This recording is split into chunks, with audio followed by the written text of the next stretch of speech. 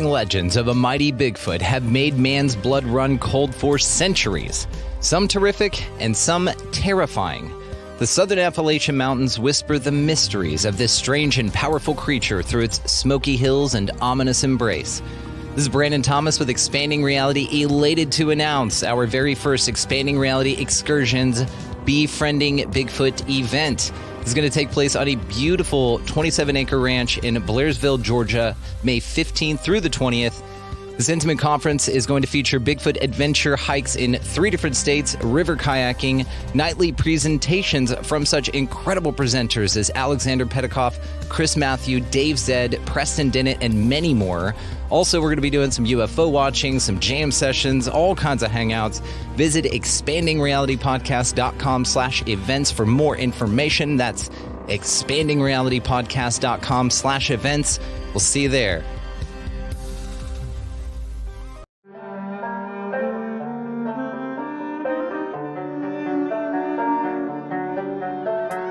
Welcome to Blue Collar Mystics, the under-the-hood approach to the depths of human consciousness.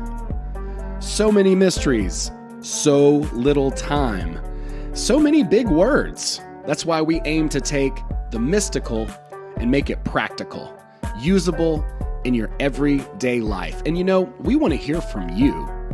We want to hear your story. What happened when you started asking yourself the real questions? Like, who am I? What is this? Is it a hologram? Is this some kind of weird cosmic joke? Hey, these are the questions that we are trying to get to the bottom of as we explore the final rabbit hole together here as Blue Collar Mystics.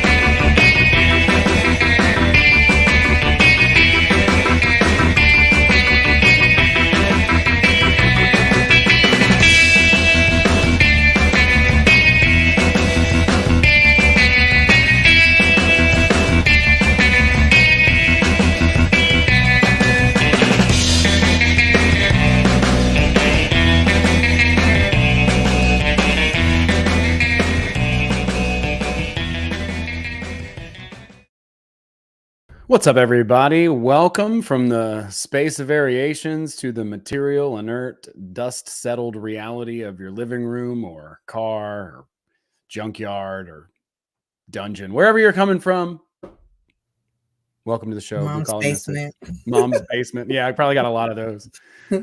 Like attracts like, you know what I mean? Absolutely. So for sure. Welcome, everybody. We have a special series where we're breaking down this book called Reality Transurfing by Vadim Zeland. I'm joined by the one and only, the fabulous Abbie Johnson, aka Abstract One.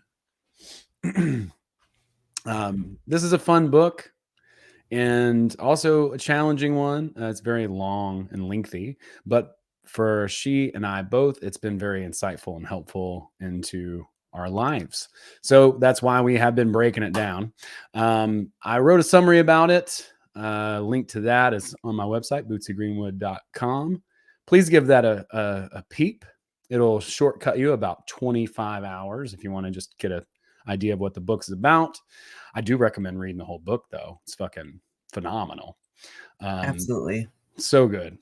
And and the continuing stuff as well.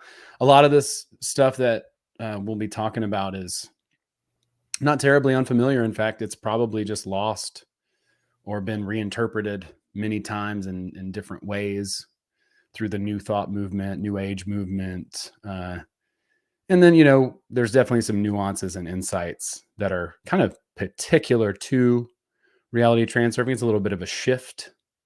So if you're religious, it doesn't really like contradict religion. It almost seems woo-woo at first, but then you realize it's just science and it's just natural law. It's just in a good package. It's packaged well. It's a really good model, and it's complementary too, as opposed to you're going to learn this model and then swear everything off. Honestly, before I got into reality transurfing, I was like about to buy a cape and an altar box and a wand. I was going head on into Hermeticism, which I still think is extremely valuable and awesome. That is the sort of Western esoteric tradition. And, but I found transurfing and I realized, oh, I don't have to do all of this pageantry. Yeah. You know, it's not actually necessary to do all this. Or if I'd like to, I can define it in my own way. And that's really what, you know, a lot of the book is about. It's magic without the ritual. Yeah. And really magic is just teaching you, it's cementing stuff into your subconscious to allow you to believe that you can have. So it really is, it's teaching you outer intention. 100%. It's just going through a process. And this is just like, well, I don't need the process. Like, I can do it another way, in a simpler way. You can do it the way that suits you, right? Like, you can still follow a tradition and read this book and it still helps you. Any tradition, Christian, Muslim, doesn't matter. Hermetic magic. But then you can really start to understand, because the real fundamental point of this is that you are your own creator. You are the one at the helm of your life. You make your own credo and beliefs and view about the world, and it's up to you to choose what that is. And once you truly do choose, then reality meets you where you have chosen. So in a I guess in a distilled version, that's kind of the idea. And what we're going to be talking about tonight is one of the most magical and esoteric topics that's really embedded in all of this type of literature: the heart and mind, or the subconscious and the conscious mind. Before we get started, if I may, I'm going to do a little bit of promoting, because I am going to be at a couple of spots, and I would love to see some folks there. I'm going to be doing some comedy. I just actually came back from a show right now. I just did a spot, and went pretty well. It was fun. And let's see here. And I've got some more dates I'm going to be adding to this, but I'm going to be in several places. Dahlonega, Georgia this Friday. I'll be in Chattanooga, Tennessee coming up next week. Week after that, Boone, North Carolina, Nashville, Tennessee, and then New Orleans, Louisiana. I'm going to be at the Eclipse of the Canyon thing in Utopia, Texas. I'm going to be in Austin, Texas. I'm going to be in Panama City, Florida. The Eclipse of the Canyon is Grimerica podcast run. A lot of really cool bands, as well as some comedians. Kind of like a rustic hangout for the Eclipse. You know, kind of a camp out sort of thing.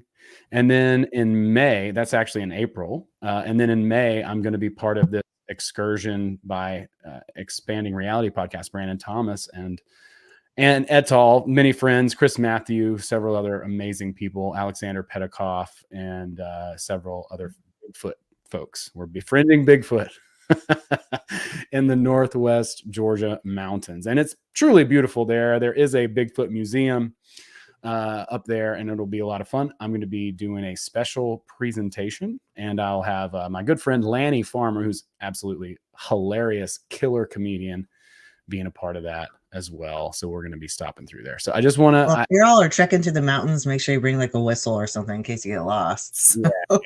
Sasquatch rape whistle. You know, you see all those people send me that shit all the time, like of them getting, stalked by the Bigfoot. But yeah. I'm not the best, honestly, at self-promotion. I'm still learning this, but I am trying to put myself out there more. So I hope people can understand my awkwardness and also appreciate the fact that I'm at least trying. So self-promotion is really hard. I feel like a lot of people have a problem with that. But yeah, we all need to work on it. So I just really want to connect with people while we're out, and it's going to be a lot of fun. I love a road trip. Who doesn't love a great road trip? And super excited to really meet a lot of these people. I've met the Grimerica guys before, and they are just as good as they come. And I'm really excited to meet Brandon Thomas and the folks at Expanding Reality. That's going to be fun. I want to meet you. Hit me up if I'm coming through, if I'm coming by. If you're on the 10, we'll grab a coffee or whatever. Come watch me do some jokes if you want. Yeah. All right. So we can get back. I'm sorry. I feel bad. Like, why do I feel bad? Like, I feel like, you really just ruined the vibe, you know, like like a fucking conscientious objector at a sex party. What the fuck am I doing? Hey, no, I'm trying to get us back on track now, Abbie. Allow yourself to have, okay, you can have the moment of self-promotion. It's not a bad thing. I guess that's true. I was excited about it. Going on, like I said, going on a road trip is always super duper fun. So that's the best part. All right. So minus the bathroom breaks, because they're not always pleasant. No, they're not. But I'm fortunate. I'm going to be going with your guy. You know? Yeah. And I have a small bladder. I have to stop a lot. But like, that's what rest areas are for, you know? I know. I'm just saying, like, I stopped at this one gas station in Texas, and it was the scariest shit I ever saw. It was like, totally reminded me of Texas Chainsaw Massacre shit. Like, there's this weird freaking door going outside with like multiple door handles. And I was like, what the fuck? I don't know. Yeah. Just saying. You should see some of these places that I do open mics at. You'd be mortified. It looks like a Saw movie set, you know, like a horror movie set. This one place that we do on Mondays, my God, like it's crazy. You walk into the bathroom and you're like, I didn't realize I was at a place that had a glory hole. This is incredible, you know, like a gimp's just going to come back. There's even like a locked room behind the bath. It's crazy in there. And yeah, pray for me on Monday nights, everybody. You bet. Last night I was doing this mic and I'm just riffing about like small penises, of course. And I'm not, no metaphor here. Like I was literally, and so I guess it's across the street from a strip club. So I guess one of the girls who was on her way into work heard me riffing about penises and walked into the bar and peeked her head in. And then I started just talking to her and we had a little banter back and forth and started laughing or whatever. And then she left and then she came back like right after my set and gave me some VIP passes to the strip club. Nice. Yeah. So we went and got a sandwich first, but you know, I had to say thanks. You know what I mean? So we went back. Right. And I mean, that would just be rude. That was my soulmate. Yeah, that was my twin flame, actually, who walked in during that set. And yeah, you got to trust fate. You got to trust the flow of alternatives and read the signs and synchronicities. I'm always working anyway. Like, I got your picture. I can't remember it. Jim Maria, count me in. So random. It's so random, but I mean, that's the beauty of life. I thought of a quote the other day. I'm sure somebody's thought of this before, you know, but like Shakespeare said, all the world's a stage, you know? So I guess that makes it a play, and it's important to play. We have to remember to play, you know, what is that child in you? Getting back to the heart of mind. What's that? LARP? Yeah. LARP. Yeah. Stalk, right? Isn't that what stalking is? Yeah, that's what stalking is. You even stalk yourself. That's pretending to be yourself in moments when you don't feel it, you know? All the greatest actors play themselves. Vadim Zeland. Yeah. So, you know, that inner child, as we talk about like a heart and mind. So bringing it back, esoteric shit, it's all saying the same thing. You're two parts. You're polar. You are a heart and a mind. Let me see if I can pull up a little image here. And we've alluded to this a little bit, obviously, in the beginning of the show. Here, I'll put this up. The heart is obviously relates to all things feelings, and that's everything: elation, openness, inspiration, aspiration, depression, oppression, all those.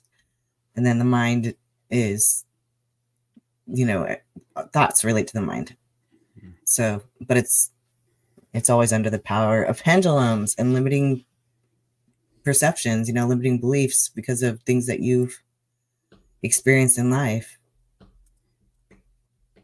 Absolutely. You know, and so this is the distinction. So A lot of people are familiar with the idea of the tabula rasa or blank slate theory of human nature. So this was so cool about Vadim is he takes like these ideas that are very, common and uh, well known, and he kind of puts a different spin on it. So like the idea of like people will just really strongly argue this point. Well, no, we're blank slates. We're totally, shaped. Is it nature or is it nurture? Well, I mean, come on, you dummy. It's both, right? And what he's saying is the heart is already has its own personality. It already has its own essence, let's call The it. moment you're born. Own expression. Exactly. It's like a drop of water or a snowflake that's just so unique, right? And so the heart is right is that nature. And then the nurture is the social constructs that we're born into.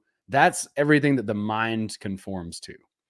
Vadim says all problems come from the mind. None are born of the heart. The heart is what it is, and it deserves to be expressed. The more fully it's expressed and embraced by the mind, the more authentic you are, the more charm you have, the more radiant you are, the more you are using your own natural intention, and the more you are exuding your own specific shape of your soul, or your soul's frail, as he calls it in Reality Transurfing, to the world.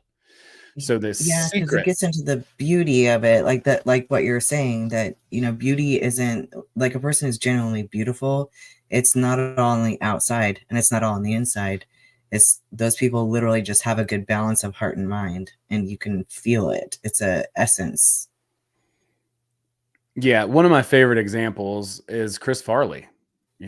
Like not a physically in shape person, but like so charming and such a warm energy. People just Very loved him. charismatic. Oh Yeah. man, they just loved him. He was just being himself and being just like the most ridiculous. And that's what made him funny. It wasn't like he was such a great joke writer or something. He was just himself. Not to say he was a bad joke writer. I'm not trying to talk shit either. I'm just saying like it was his personality that really came through, that really made him as unique and lovable and likable as he was. It wasn't the mind. It wasn't the mind that made him charming. It was him allowing his heart to come through, his true expression. Very vulnerable. I'm going to put this up. Don't freak out. Nobody freak out. I just want to talk about. Oh my god! I just want to talk about this particular symbol, which is really. I just pulled this up. Okay. The idea is this is two triangles. Okay, and this is really the key to every piece of esoteric literature. Transurfing is not excluded in this. But what we have here are two triangles, right? One pointing down. Probably a lot of people are familiar with this. I've talked about it a little bit. Other people have as well, quite a bit. But one pointing down and one pointing up. So the chalice and the phallus, the masculine and feminine. The subconscious mind is the heart, synonymous with the heart. And the conscious mind, synonymous with the mind. So we're like 90% subconscious. All the things that we do, and the subconscious can be trained too, by the way. So when I'm saying that when the heart comes into the world, it is perfect and it has its own shape, that is absolutely true. That does not mean, however, that it can't be trained and goaded and pushed into what he calls a box, the box of the soul, through a lot of social conditioning, through a lot of self-talk that's negative, or ideas from the schooling system, etc. It can be changed, just because when it comes in, it's not static. You know what I'm saying? Like the heart comes in, it's its perfect expression. Most of us, honestly, never really embody, understand, or exude that essence. We don't know to look into our heart with our mind. Really the whole point of this chapter is to love your heart with all your mind. And the more that you love your heart with all your mind, the more you're really unifying these two poles of your consciousness, which is your heart, which we talked about before when I showed the Lover's card, your heart, the feminine, the subconscious mind, and then the masculine conscious mind. And when they come together in unison, that's what this symbol is designed to mean. So that's what we're really talking about. And I think what might be really helpful is to just try to define these aspects, and be able to try to differentiate them as much as possible, for ourselves, in ourselves, and with each other. Because it directly relates to inner intention and outer intention, right? Your inner intention is mind, your outer intention is heart. And without outer intention, without the heart, you're not going to manifest things into your life. You're not going to pull into your life what your heart desires, because you can't convince the brain to allow you to have it. And you have to be able to do both. You have to have both. You have to have the intention or will of the consciousness, or the mind. And that's your mind is a product of society. That's what I thought was really interesting when he gets into delineating between consciousness or the mind and the subconscious or the heart. But he says that your consciousness is a product of society that comes from the concepts and definitions that surround us. So like a baby, you sit there and you talk to the baby, oh, that's a bird, that's the color white, that's the color red. And you're teaching it language. So language is like our consciousness is actually, we're not born with it. It's acquired through language. You're born as a subconscious, as your heart and soul. And that comes through immediately at birth. And it doesn't understand words. It doesn't have language, which is why dreams are weird, because dreams, like, it doesn't have language to speak to you. It has to use symbols, like in your dreams sometimes, if it's trying to let you know something. But this is where art comes from. And like when you're one with your heart. And, I thought of Brittany Pickle Spears there because she's an artist. But when he defines art, and I liked it, he said it's the language of things created with love and passion. So that's what the heart understands. It understands art. It's the language of creation, really. 100%. Yeah, it is. What I saw a meme by Ramin Nazir the other day that said, "Language is not your first language." It's not. I know, and that's really weird. Like that's a good one. Yeah, it's a really good one. And yeah, so when we showed that Lover's card, let me show that again because it's really, really a great symbol. The heart. Let's see if I can find the best one. Yeah, that's the traditional one. So yeah. So the heart is connected to the space of variations. It is connected to the all that is, the mind of God, eternity, infinity, the film roll archive, whatever you want to try to conceptualize that as. And so it's keying off of that, right? Like the mind of God, the all, this crazy looking angel here. And that's what she is doing. She representing the heart, and then he representing the conscious mind, the subconscious. Oh, I'm doing my pointer on the screen here. Listen, she she is the subconscious heart. He is a conscious mind. He cannot directly communicate with the space of alternatives, God, the angel, okay? But he can hear the voice of the rustle of the morning stars from the heart. He can hear that and interpret that. So she has to get the message from the space of alternatives. He decodes her and basically, falls in love. Like, this is so beautiful. He falls in love with the feminine, the heart, the mind and heart. And she's connected to that all thing. So that puts us on, right? You would think like maybe that the masculine mind would be sort of in the lead, but really more of its duty is to kind of be like the co-pilot, the sort of navigator, interpreting the messages and deciding how to sort of track. How we're going to get there. Yeah, exactly. And so the heart is really what is important. Now the mind has will. And so it is able to, take action and do those types of things. But it's the heart that really shows us what it is that we want, that's connected to that space of alternatives. Yeah, because he says the mind has will, but it's not able to rule outer intention, which is what you need to make things happen. But the heart can experience oneness with God or oneness with all with outer intention, and it can find exactly what it needs, but it has no will, so it still requires intention.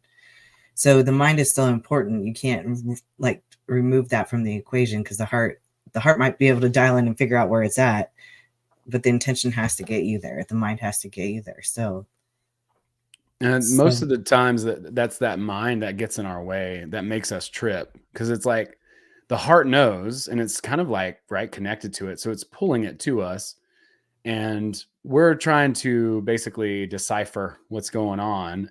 And so a lot of times I think we get kind of antsy and we overstep the process. We're not keying off of it. We're not in that flow of alternates. Instead, we're trying to, swim against the current to get somewhere. But it's like we have to learn to let our heart guide us. And the heart is the current, and then the conscious mind is the doggy paddling to get, oh, let's adjust to over here a little bit. Oh, keying off this, like, oh, what, paddle over there in that flow, so that you stay in the right spot and you can kind of read the river as you go down it, as opposed to it being, because the idea is to bring these two hemispheres or polarities, the heart and mind, into unity with one another.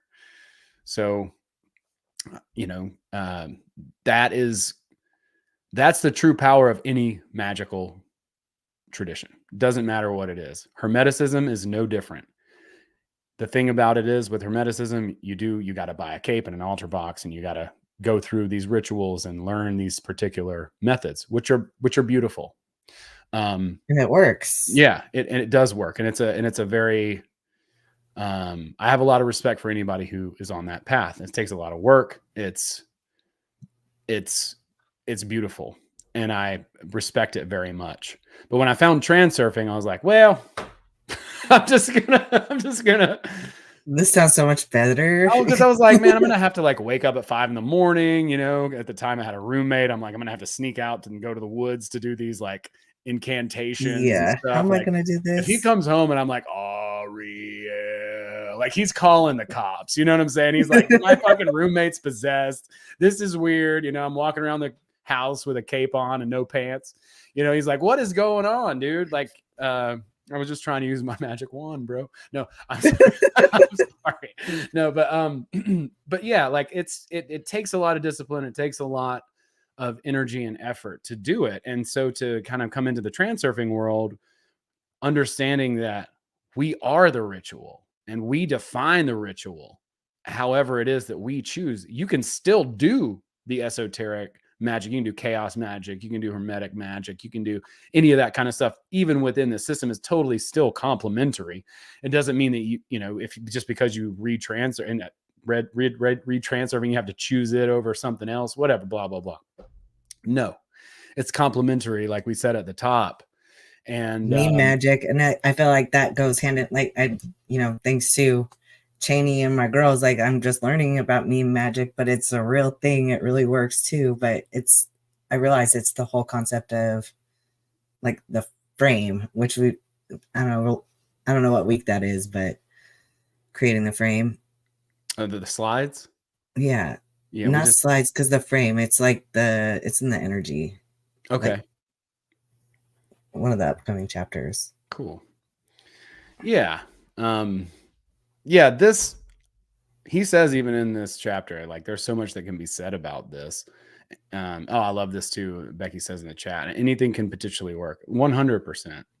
Like 100%. What makes the ritual work is your faith in it, your belief in it.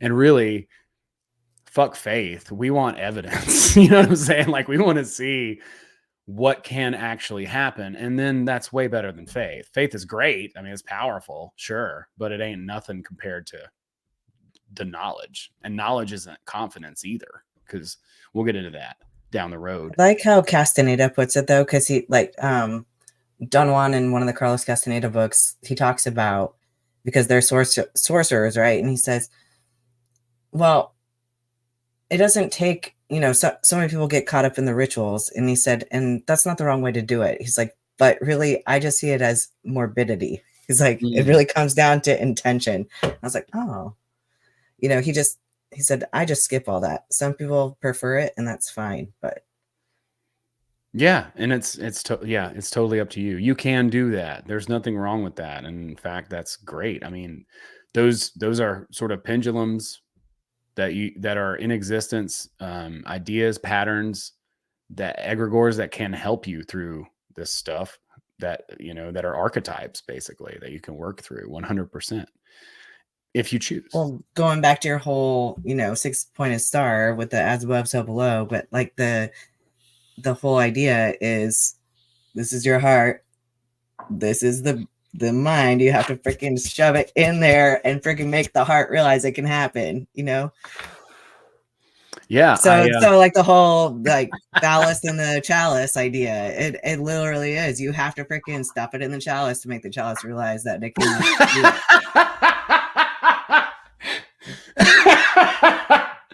it. Yeah. I mean, they have different words for it in magic, but that is exactly what it is. It's like impressing upon the subconscious. And so let's talk a little bit about that, because I think differentiating those two things and kind of understanding it, because I'm saying this from Vadim's work, your heart comes in, it has its own personality. And like you said, which I think is beautiful and brilliant, doesn't even speak language yet. Okay. So this part of you is completely raw and unadulterated. And also it has its own expression. It has its own essence. Right. And so then we come into the world and we start getting, our conscious mind starts developing, over time. I can go through all of this. I'm so nerdy about this shit with a 8-circuit model of consciousness, but we'll skip that for now. But then you start to sort of conform to the reality. Your mind does, right? You could have spoken any language. We happen to speak English, maybe other ones if you learn, but we learn these languages, and then we start to conform. The mind conforms to the social constructs, and then eventually starts to put the heart into those constructs over time, taking the lead, being that dominant masculine mind, and starts to form these limits on the heart that were not there when it was born into the world. It was raw, it was wild, it was, and then now the mind takes this wild animal heart spirit and tries to shove it in a cage in the zoo, over the course of your lifetime. So that is the beginning process. And what we're talking about from here is basically using slides to open up that cage door and allow your heart its expression again. And by using your mind and slowly shifting into the ability to open up and really connect with all this stuff, and start following that rustle of the morning stars, because the heart is what we're keying off of with the mind. It's been the other way around. We've been too far into our left brains. We've been shoved over here. I'm finishing it. Ham cow. Sheesh. Am I too windy? Basically, right. We've been shoved into our left brains our whole entire lives, and we have to open up our heart again. There's my story. I'm sticking to it. That wasn't for you. That was for him. That was for him. Okay. It looked like you're flipping me off. So no. I wasn't flipping you off. No. That was for Ham Cow. Well, then cancel that. All right. Copy that. Same. I'll even take my initial one back. That's.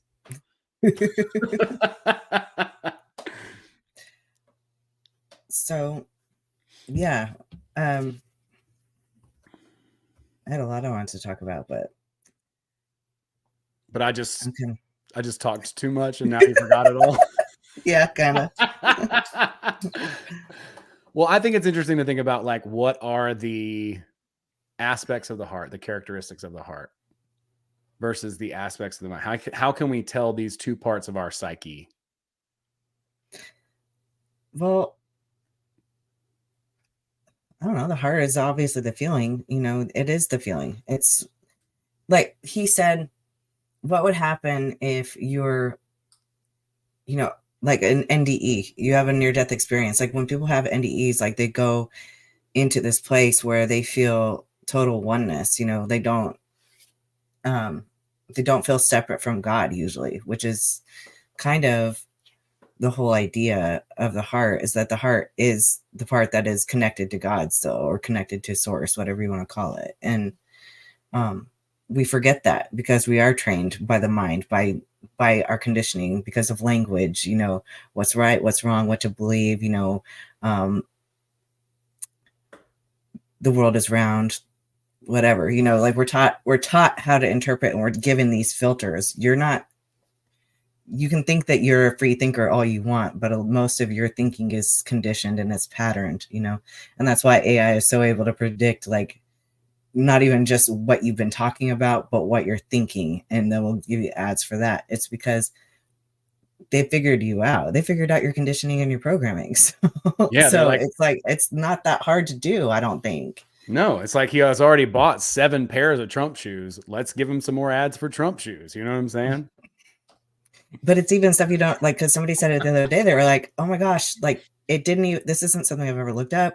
It was just something I was going to research next. And all of a sudden that was the ad. And I was like, yeah, because it already knows. It knows you by your habits, by everything that you do. So it's able to see like your conditioning, your programming. So it's able to predictively program what you're going to want to look for next. And I think that that's the issue, is that we all like to believe in our uniqueness, but your uniqueness doesn't come from like your head and the way that you think. You're just regurgitating shit that other people think. Like I regurgitate shit people think all the time, like we are right now, Vadim Zeland's work, right? But the heart doesn't do that. The heart just feels and knows. Right, it does. And we've trained so the complicated part to me is this. We've trained the heart into bad habits. We've created emotional states that we're addicted to by having our mind in too much control of our heart. And so there's these sort of programs that we've created ourselves that we need to open up and let go of, as well as listen to our heart. It's like a little bit of a double process.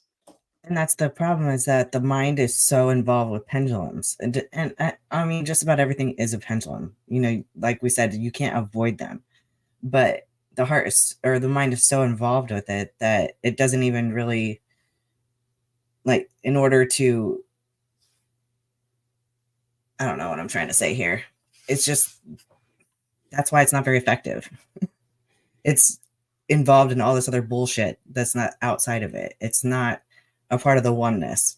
Oh, we need to get into the ocean and the drop thing, which I know we've probably discussed it before, but it kind of is paramount to this whole idea, though. I don't know if we have, actually. Let's do it. So, he talks about the near-death experiences and oneness and what it means, and enlightened our Jesuses and Buddhas and stuff like that, or enlightened masters, what do we call them? I don't know. Sure. Ascended masters. Ascended masters. There we go. Thank you. Whatever. The enlightened people, right?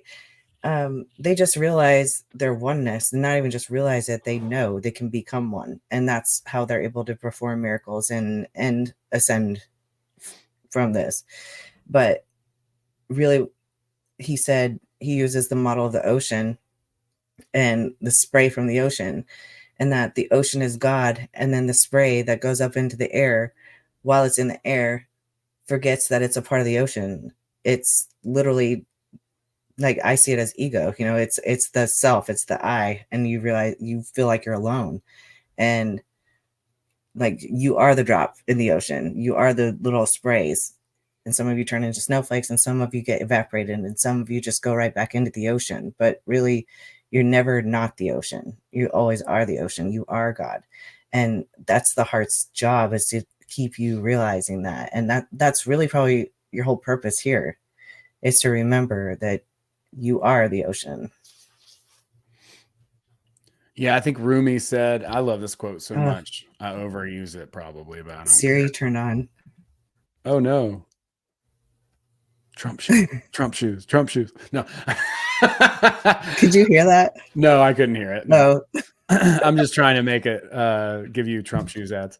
Okay, so yeah, I was just gonna say that Rumi quote. Yeah, because he says, "You are not a drop in the ocean; you are the ocean in a drop," and that's so beautiful. But yeah, like the metaphor that Vadim uses is it's similar. It's that basically that we are in this incarnation a drop of water suspended from the ocean, so we're in the air. And so that's what gives us that shape of our soul, that frail. It's a unique, droplet that we are.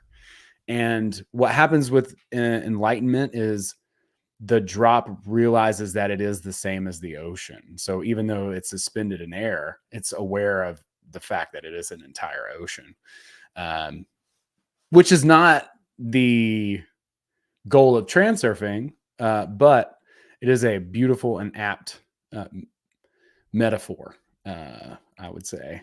And I think it's helpful for you to realize the value of the heart, and I'm going to pull us back around to dreaming just for a minute, because I mentioned it just a little bit ago, but the dream world, like, so many people want to interpret dreams literally, but there's no one right way to interpret dreams. Like, there's so many different things, there's so many different aspects, and but your dreaming self is more close to who you really are. So it's very telling of who your soul is, because that is your soul. Like, that is your subconscious, that is your heart. So when you're traveling through the dream world, you're mostly heart, unless you're lucid.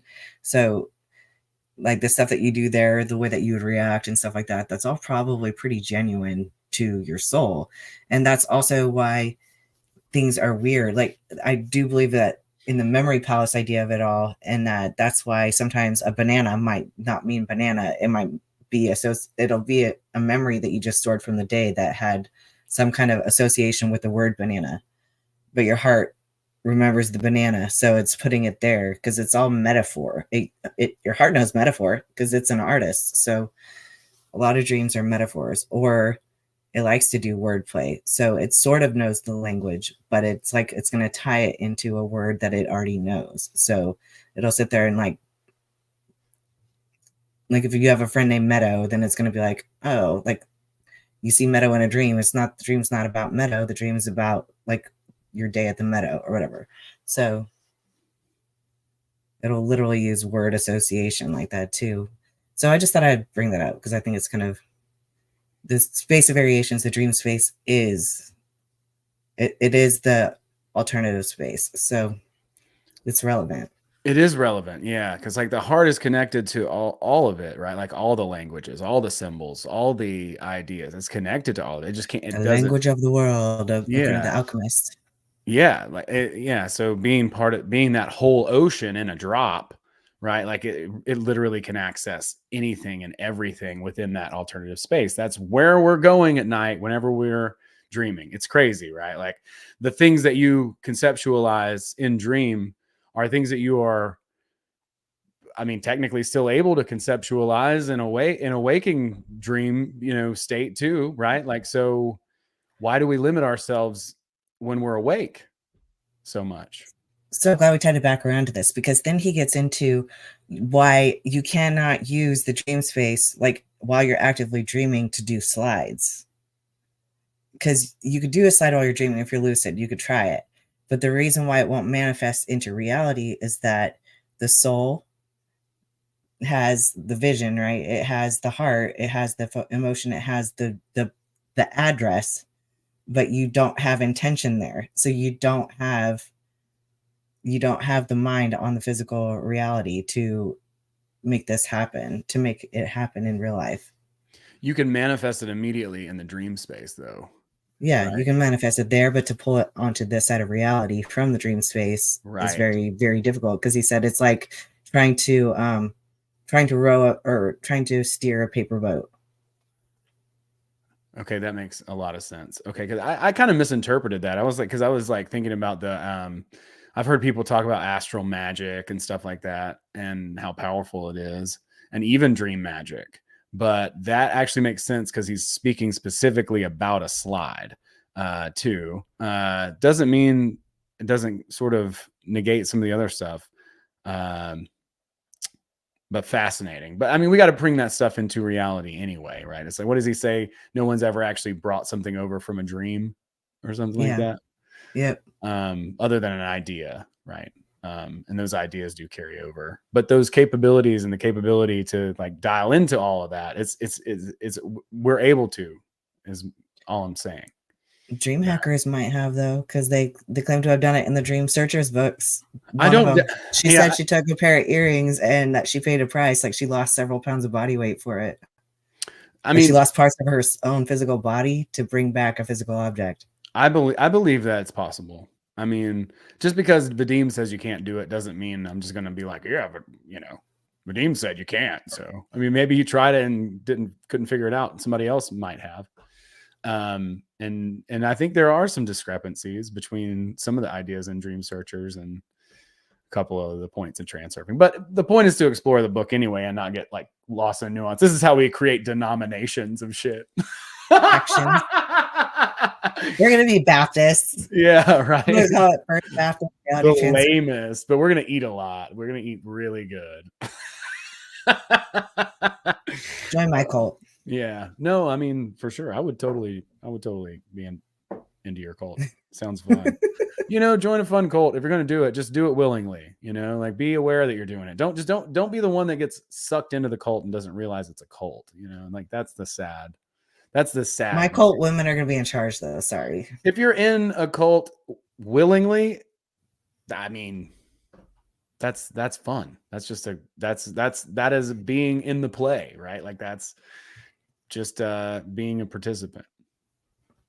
I don't know. I think cults. Maybe it's your goal on your door.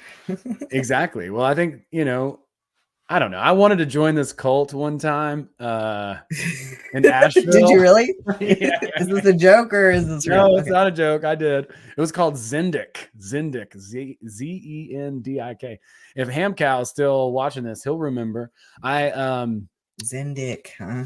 Yeah, Zendik. And I don't think that was on purpose.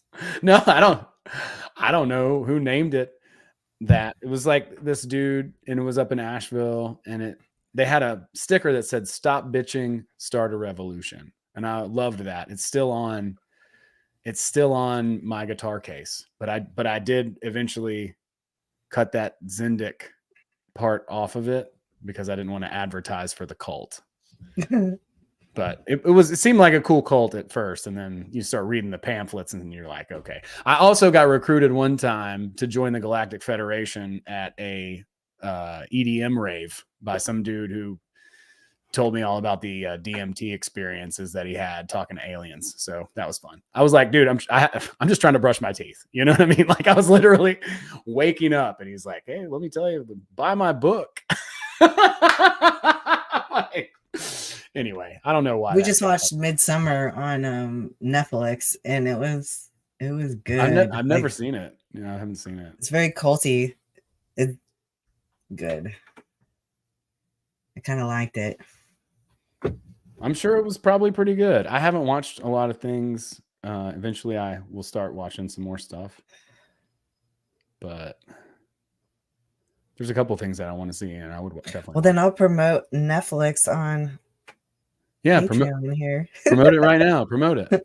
Secret Side of Good Guys is doing a movie on Sunday nights, so we sit and banter and watch it with our audience, and we call it Netflix because everyone's on the Nephilim kick right now.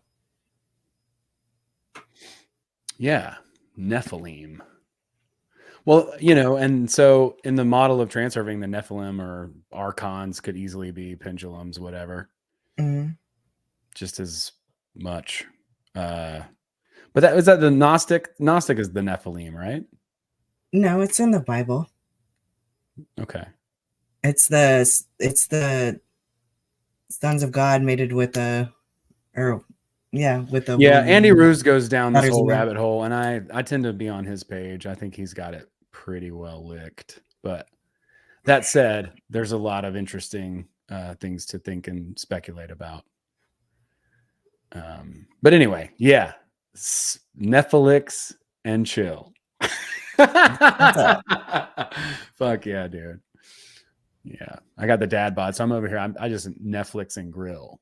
You know what I'm saying? That's what but I want to check it out. It sounds really fun. What movie are y'all doing next? I don't know. We just did Legend of Billie Jean last week, so I don't know that one at all. it was really good. You should watch it. All this stuff to do now. I know. Just join up Patreon and watch on Sundays with us, and then you'll never be behind. Yeah. What time is it at? Well, we go live on YouTube for about an hour. Last week we did for 2.5 hours, and then we usually start around, I want to say 9 Eastern time, and then we have a show. Yeah, I have a show on Sundays.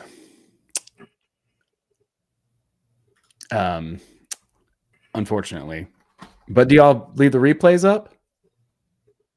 I don't know that actually. Okay. All right. That's a so if it's live, that's cool. Maybe I can just catch the replays if I get the Patreon. I'm sure that's probably the case. Cheney can hit us in the chat about that. Yeah. So that's very cool. I love that y'all are doing that. I know there's like a lot of really cool symbology and stuff, cool breakdowns. Who's on that show? It's you and Cheney and Godpill Angel. Yep, Layla. Godpill awesome. And Godpill Angel. And then last week we invited all our audience to just join the call because we had a lot of technical difficulties. So that's fun. It's fun. That's awesome. Well, hell yeah. Well, we have covered this pretty well, and I am just thinking if there's any sort of last things we may have missed on the heart and mind that we could maybe touch on or just summarize, and we can put a bow on this show, or whatever. One quote that I like that he said is that if I'm empty, there's nothing for pendulums to grasp onto. So empty of importance, really. And it's hard to be, but the more you work on it, the better that you get to reclaim that energy that a pendulum was still from you. Yeah, it's a little bit complicated, like I said, but what I think is really useful here is the real power is being able to hear your own intuition, your own inner voice, the rustle of the morning stars that he's talking about. So, what can you do to create that space and start to understand the differentiation between your heart and your mind and be creative? And I would love to hear what you come up with. One of the things I do is morning pages. One of the things I do is meditation. One of the things I do is walking, and just being able to pay attention and listen. The kingdom of heaven could be likened to the heart. Heaven itself likened to the heart, and the mind of the earthly kingdom. So this stuff is literally everywhere when you start looking for it. I remember even like Mark Passio and all his presentations. He was the first one I ever saw do the Solomon star, sun and moon, masculine and feminine, heart and mind.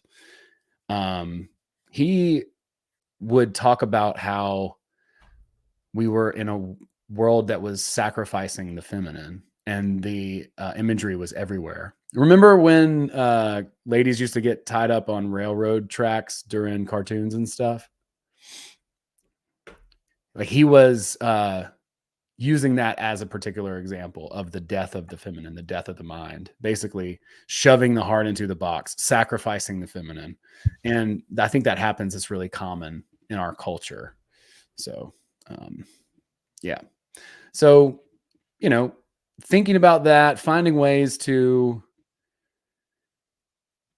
find in yourself. Your strength is in your feelings. And that's what sucks is I feel like as a 90s girl, like we were taught to be masculine women, and like in embracing masculinity, you stop listening to your heart. And that we always think that like to listen to our feelings and feel our feelings is weak, but your feelings are your strength and to feel them as strength, because it takes a strong person to allow themselves to feel something instead of just pushing it away for later. So like the more you allow yourself to do that, the more in tune you are with your own intuition, and your intuition is your heart. It's the rustle of the morning stars. It's your heart speaking to you. And that's really that's the way to basically find your goal, which we're going to talk about next week, be able to pursue it, use all of these tools that we've talked up to now and put them into practice in order to be able to start to really apply the stuff. This has all been a lot of theory, really kind of up until now. Slides, there's some techniques, but going from here, it's going to get a lot more practical. And yeah, I hope we've painted a decent background on this stuff, because it's kind of a lot to unpack, you know. Even us doing an hour on each chapter is less time than the actual book actually is, because the book's like even longer. Some of the chapters, like Heart and Mind, is 2 hours long. So, all right. So we're going to wrap this thing up. Thank you guys so much for being a part of the show and hanging out with us in the chat. You're amazing. Check out the Telegram, check out the Facebook, shoot a message, all that stuff. Links are in the notes. Check out Netflix and chill. Come see me. Much love. We'll see y'all soon.